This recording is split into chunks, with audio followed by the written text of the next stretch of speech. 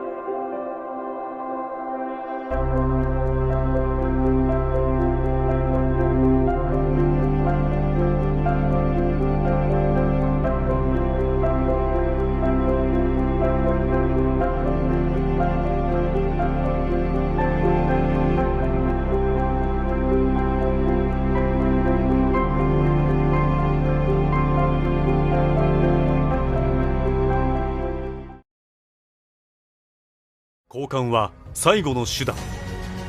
再生させるという選択肢。リニューアル、リノベーション、リユース。創業以来36年もの間に約7万8000件の工事実績を誇る富士美装は、茨城県初の再生事業をスタートさせました。通常では交換となってしまうさまざまな素材を日本にわずか数十名ほどの匠の技術で再生させます。また産業廃棄物 CO2 排出削減に貢献することで、より良い環境循環型社会を実現します。交換は最後の手段です。諦める前に一度ご相談ください。